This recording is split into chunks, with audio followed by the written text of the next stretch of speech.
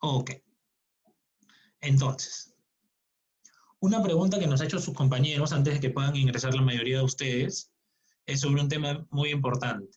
Él me menciona y me dice, ¿en qué momento nos indican que las utilidades, es decir, aquel pago de dividendos que se le da al socio, se da en el segundo trimestre? Si el caso no me dice, ¿no? Vamos a ver el caso.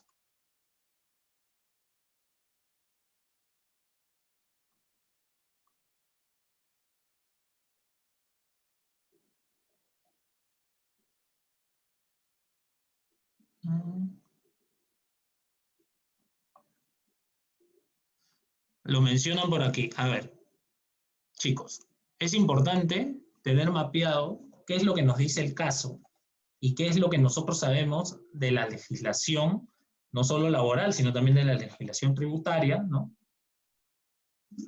Y la legislación legal, ¿no? El tema legal para toda la ley de sociedades.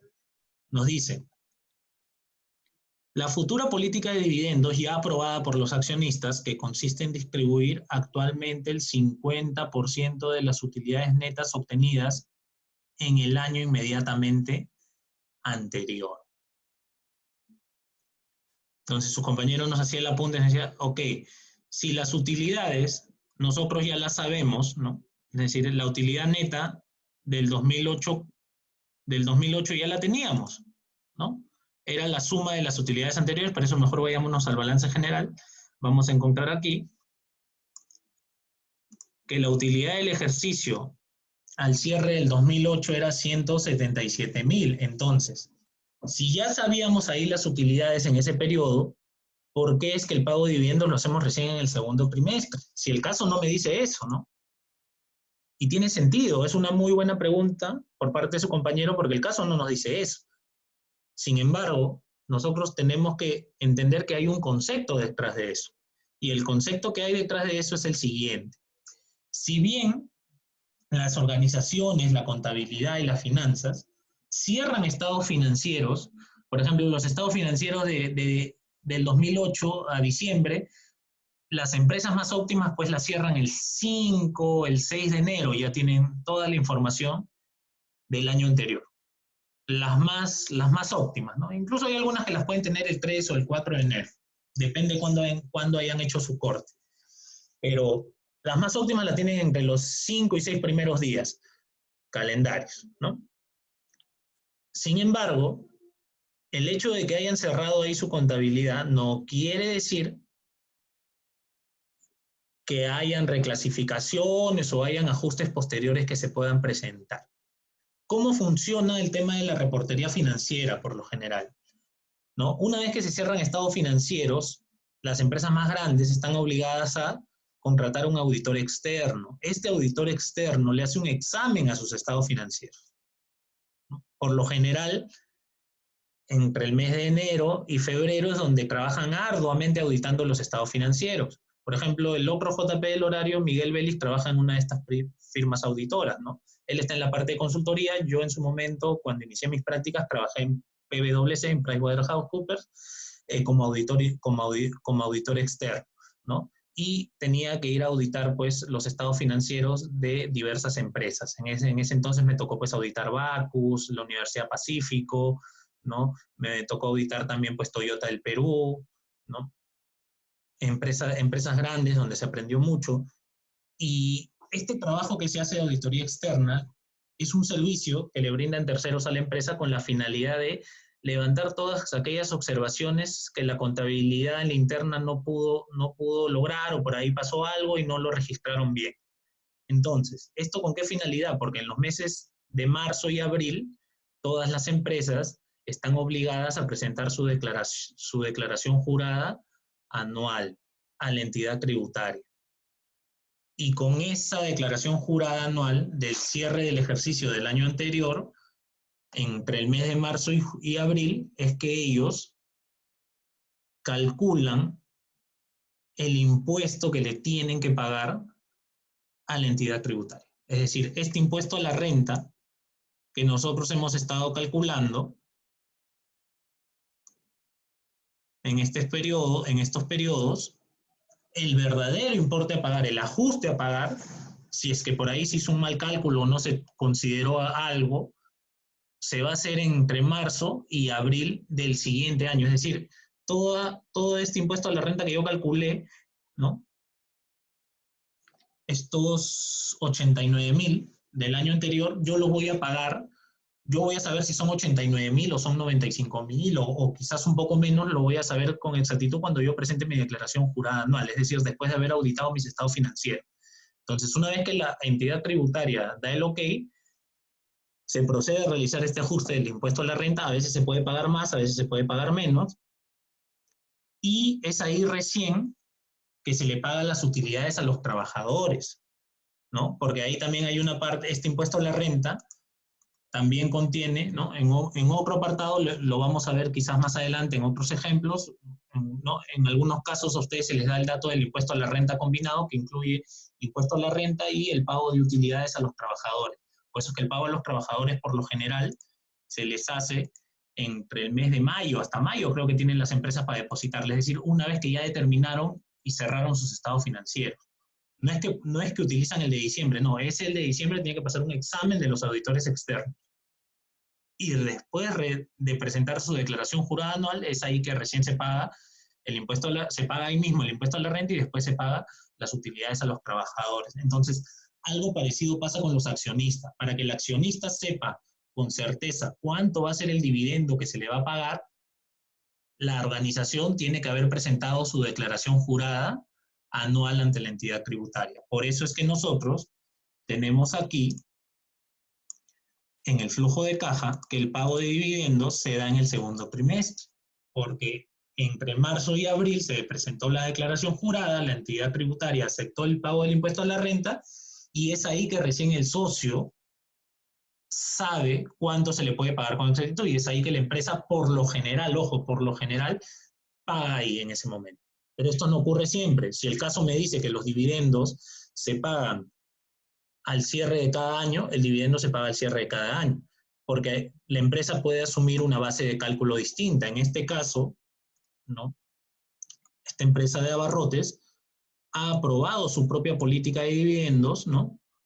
Como acá lo mencionan, y que consiste en distribuir 50% de las utilidades netas obtenidas. Y puede ser el 80%, puede ser el 90%, puede ser hasta el 100%, o puede ser que no distribuyan utilidades, o como en el caso de Celima, que las reducían al mínimo, ¿no?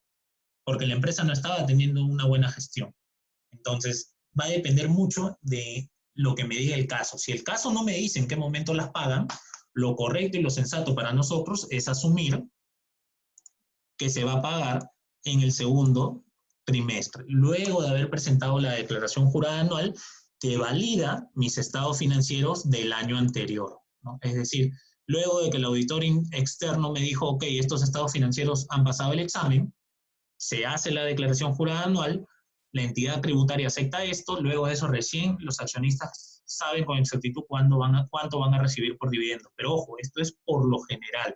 Cuando a mí me ha tocado auditar organizaciones, han habido entidades que los dividendos los pagaban incluso hasta de manera anticipada, es decir, el año todavía no había cerrado y ellos ya habían determinado cuánto iban a cobrar de utilidades. Y ni siquiera un porcentaje, decían, no, vamos a cobrar tantos millones. Y cuando hacíamos las consultas, las preguntas, lo habían aprobado ellos, ¿no?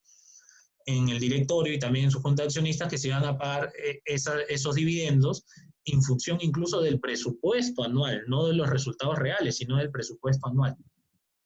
Es decir, de lo que todavía no se ha generado.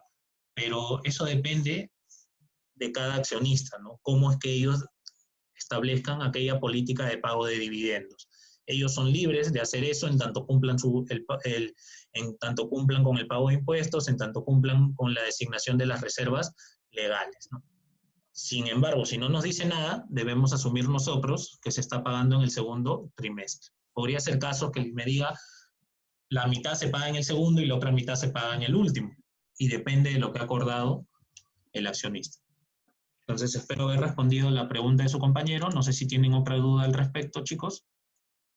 Profesor, una acotación. Lo que pasa es que en el caso decía en el 2008 en el segundo trimestre, o sea, como es histórico, como que ya estás pagando los dividendos en el segundo trimestre del 2008, sería lógico, si no te dicen nada, que se pague en el segundo trimestre del 2009. Y sí, ¿no? Como lo podemos ver acá, lo que tú mencionas es que históricamente se ha venido pagando en el segundo trimestre. Lo puedes asumir de esa manera, porque históricamente lo has venido pagando así. Sin embargo, ese criterio se desprende de una base legal, ¿no? No es mero capricho que esté ahí en el segundo trimestre, ¿no? Correcto lo que tú mencionas. Históricamente yo he podido, sin siquiera saber cómo se maneja legalmente todo este tema del pago de dividendos, de impuestos, sin yo saberlo, podía haber asumido que se pagaba en el segundo trimestre. Es correcta la apreciación, pero hay toda una base legal tributaria que sustenta el hecho de que se pague en el segundo trimestre, cuando no te dicen nada, ¿no? Si te dijeran algo específico que se paga en tal periodo, tienes que asumir lo que te dice el texto. Claro, claro. Uh Profesor, -huh. una consulta. Sí. Tenía una duda con respecto a las utilidades acumuladas, porque o sea, en el segundo trimestre ya se restan los dividendos a las utilidades acumuladas del primer trimestre del año Uh -huh. y dice menos el 10% de la utilidad neta del cuarto trimestre del año pasado. Uh -huh. ¿Por A qué ver, se tendría que estar tomando el año pasado? ¿No? a ver. Sí, Eso es muy importante porque el tema del patrimonio es un estado financiero independiente, ¿no? Nosotros sabemos que hay estado de resultados, estado de flujo efectivo, estado de situación financiera y también está el estado de cambios en el patrimonio neto, ¿no? Sin embargo, nosotros lo trabajamos esto incluido dentro del estado de situación financiera. Importante la pregunta que realizas, porque acá vemos que el solucionario trabaja de una forma, de hecho, si han revisado el solucionario previo, había un error, este solucionario ya lo está corrigiendo, ¿no? ¿Qué tenemos nosotros que nos dice el caso sobre los movimientos de patrimonio? Sobre los movimientos patrimoniales, lo único que me está diciendo el caso es sobre la política de dividendos. De ahí no me está diciendo nada más. Entonces, para nosotros poder proyectar el patrimonio de una empresa, tenemos que conocer estos aspectos legales que yo les acabo de mencionar. Es muy importante cuando hacemos finanzas y para el financiero, conocer con exactitud cuál es la legislación tributaria. Y no solo tributaria, sino la parte contable y también la base legal y la base incluso de gestión de personal, ¿no? La base legal laboral. Es importante porque todos estos temas impactan fuertemente en los estados financieros. Entonces, sobre este tema de ley de sociedades, ¿no? Es importante saber lo siguiente. El caso en ningún momento nos ha dicho que va a ser un aporte de capitales. Por ende, si no hay aporte de capitales, como lo podemos apreciar aquí en el flujo de caja directo, no tenemos aporte de capitales porque el caso no me habla que los accionistas están haciendo una inyección de efectivo, entonces nuestro capital social se va a mantener igual. Es decir, aquellos 500.000 no van a sufrir ningún cambio. ¿Me dicen algo de las reservas legales? Tampoco me dicen nada de las reservas legales. De las utilidades acumuladas, vemos que ahí hay un cálculo y tenemos la utilidad del ejercicio. Vamos primero por la reserva legal para ir en orden y poder responder la pregunta de su compañero. Las reservas legales es una constitución que están obligadas a realizar todas las empresas. Y las reservas legales se calculan de la siguiente manera.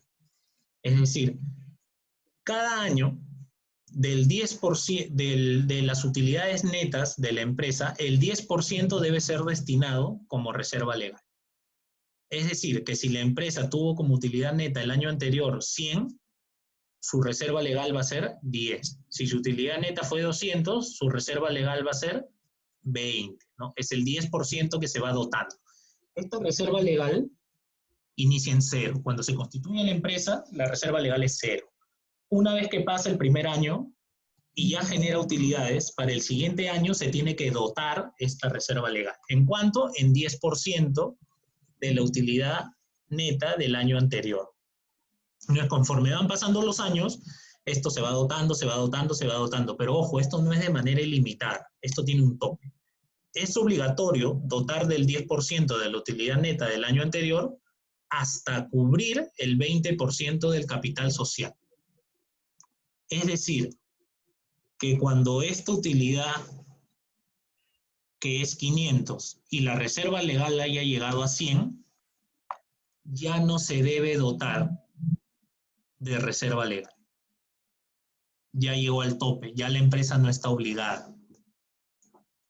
¿Ok? Eso es algo que ustedes tienen que tener en cuenta. El caso no lo va a decir. Y no lo va a decir porque este es un aspecto legal que todo aquel que lleva el curso de finanzas debiera saberlo. De hecho, en el curso de contabilidad financiera les han explicado este tema, sino que en los demás cursos ya no lo siguen viendo y una vez que llegan a Finanzas 2, por ahí se acordaban algo y no estaban tan seguros. Por eso es importante que ustedes realicen las preguntas y por eso agradezco a su compañero que haya realizado esta pregunta, porque nos permite aclarar un tema que quizás lo conocíamos, pero que por ahí me estaba olvidando algunas cosas. Entonces, agradezco a su compañero que haya realizado la siguiente pregunta y vamos a llegar justo al punto que él quiere saber. ¿Cómo es que calculamos estas utilidades acumuladas? Pero antes de hacer eso, vamos a la utilidad del ejercicio. Cada vez que se va generando una utilidad en cada trimestre, ¿no? Se va registrando en la cuenta de patrimonio como la utilidad que se ha generado en ese ejercicio. Y esta es una cuenta acumulativa. Es decir, que para el segundo trimestre voy a registrar no solo el componente de utilidad del segundo trimestre, sino lo del primero también. Es decir, para el segundo sumo el primero y sumo el segundo. Para el tercero sumo el primero, el segundo y el tercero. Para el cuarto sumo todo lo del año, ¿no? Esto lo podemos ver claramente si nosotros nos fijamos en la utilidad del ejercicio del balance general y lo cotejamos con la utilidad neta del estado de resultado, ¿no? Como podemos ver acá, la suma es 199 y estos 199 es lo que se representa en el balance general o estado de situación financiera. Entonces, teniendo eso en claro, hay una cuenta que es compleja, que agrupa otras cosas, que son las utilidades acumuladas. Entonces, voy a abrir yo acá una nueva pestañita y voy a empezar a escribir cuáles son los componentes de esa utilidad acumulada. Es decir, cuando nosotros queramos calcular la utilidad acumulada de determinado periodo, vamos a poner en este caso del 2009, ¿cómo debemos calcularla? ¿Qué componentes debiera tener esta utilidad acumulada? Desde el nombre ya me voy dando cuenta de algo. ¿Qué debiera tener esa utilidad acumulada? Las utilidades de los periodos previos, ¿verdad? Es decir, la utilidad acumulada del 2009 debiera tener ¿qué? La utilidad acumulada del 2008. Hasta ahí estamos claros, es decir, mi punto de partida para yo calcular esta utilidad acumulada, ¿qué debiera ser? La utilidad acumulada del periodo anterior, ¿cierto? Conforme. A esa utilidad acumulada del periodo anterior, ¿qué le tengo que sumar? La utilidad del ejercicio del periodo anterior. Porque esta utilidad de aquí, en el 2009, ya no es utilidad del ejercicio. Pasa a ser utilidad acumulada. Por eso, que para el primer trimestre, tenemos que el solucionario hace esta suma, ¿no? Considera las utilidades acumuladas y considera la utilidad del ejercicio del periodo anterior. Si ustedes lo suman, van a ver que da 290. ¿Qué más debiera considerar esta utilidad acumulada, ¿no? Por eso es que vemos que para el segundo trimestre esto cae, pero va a tener el efecto en el segundo trimestre. Es decir, para que ustedes calculen la utilidad acumulada en el primer trimestre, tienen que considerar esta fórmula. Esto va a aplicar para el primer trimestre. Para el segundo trimestre, ¿no? Para el segundo trimestre, ojo, acá lo voy a borrar para no estar volviendo a escribir. Para el segundo trimestre, ¿qué más debiera incluirse? Puesto que en el segundo trimestre están ocurriendo algunas cosas. Es más, están habiendo movimientos legales obligatorios. Entonces, a esta forma de cálculo, uno de los puntos que se tiene que calcular es que el quitarle participación laboral. Los dividendos. La participación laboral, como menciona su compañera, está especificada aquí. Es decir, es algo que ya se consideró. Está acá incluido en el impuesto a la renta combinado, ¿no? Solemos a veces confundir un poquito el tema de la participación laboral con los dividendos que se le paga al accionista, ¿ya? La participación laboral, por lo general en los cursos de finanzas, nosotros lo incluimos aquí, en la parte de impuesto a la renta. ¿Ok? Los dividendos que se le paga a los accionistas, ¿no? Los vamos a ver, van a salir de aquellas utilidades netas, ¿no? Entonces, a esta utilidad acumulada del 2009, para calcularla, consideramos la utilidad acumulada del 2008 más la utilidad de ejercicio del 2008 menos los dividendos. ¿Y qué más? Menos la dotación de reserva legal. Profesor, eso de los dividendos parte del 50% de las utilidades del ejercicio, ¿no? Del año anterior. Efectivamente. Ahora, los dividendos van a depender cómo me piden que los calcule. Porque puede ser que te diga, ¿es un porcentaje de la utilidad del periodo anterior? O puede ser que sea un monto fijo. Te pueden decir, los dividendos van a ser 200 millones. No necesariamente te los van a poner como porcentaje de algo. En este caso específico te han dicho que va a ser el 50% de la utilidad del ejercicio del año anterior, es decir, del 2008. ¿Y qué más te están diciendo de la reserva legal? ¿Qué sabemos? De esto sí no me dice nada el texto, pero legalmente nosotros ¿qué conocemos? Que tenemos que quitarle... El 10%, ¿verdad? Efectivamente, tenemos que quitarle el 10% ¿de qué? De la utilidad del ejercicio. Efectivamente, de la utilidad del ejercicio anterior.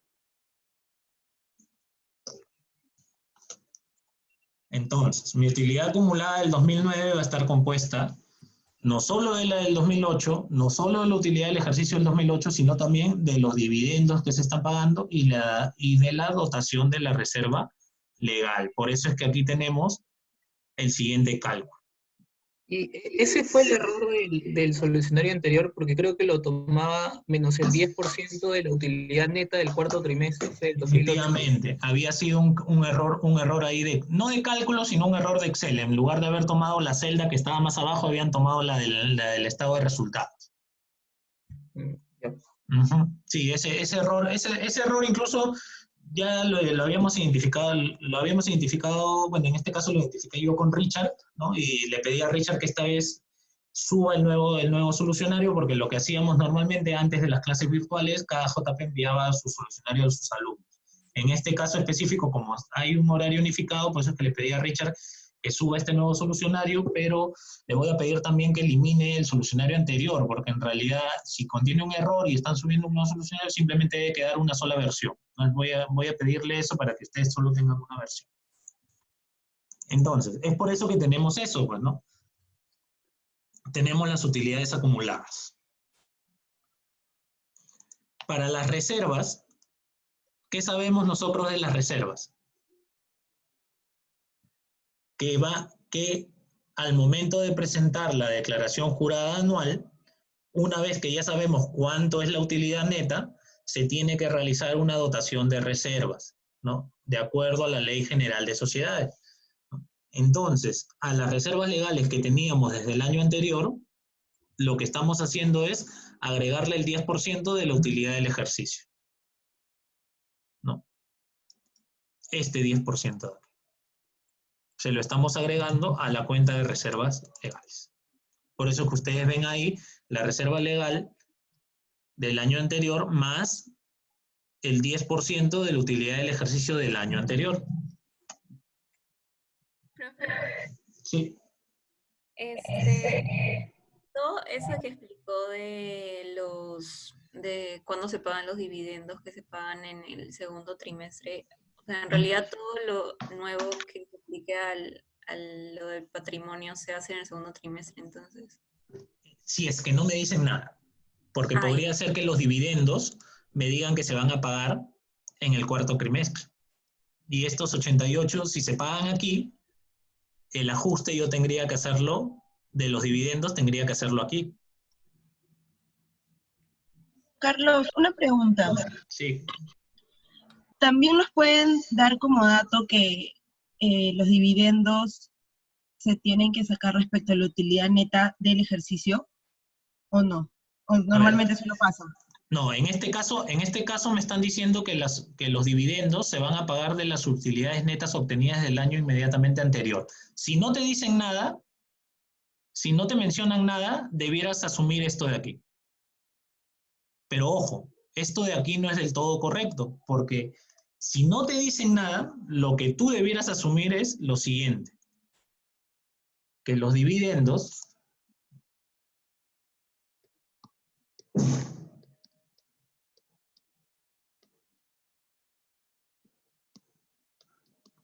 se calculan de la utilidad neta distribuible.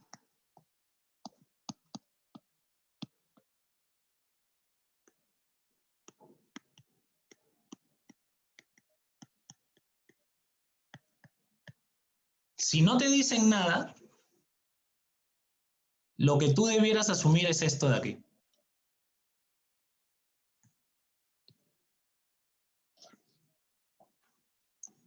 En este caso, hemos calculado los dividendos como el 50% de la utilidad del ejercicio del año anterior porque el texto me está diciendo eso. Pero si no te dijeran nada, simplemente te dicen los dividendos a pagar son un 20% y no te dicen de qué, lo que tú debieras asumir es que los dividendos se van a pagar como porcentaje de la utilidad neta distribuible del año anterior. ¿Y qué quiere decir el concepto de utilidad neta distribuible? La utilidad neta distribuible no es otra cosa que la utilidad neta menos la dotación de la reserva legal. Cuando no te dicen nada, eso es lo que tienes que hacer. En este caso te están especificando que va a ser de la utilidad neta como tal. No te han dicho distribuible. Esta pequeña palabrita, distribuible,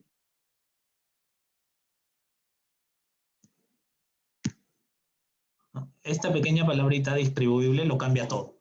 Y cuando te dicen eso, lo que tienes que considerar es que tu utilidad neta distribuible es igual a utilidad neta menos la dotación de la reserva legal. ¿Por qué?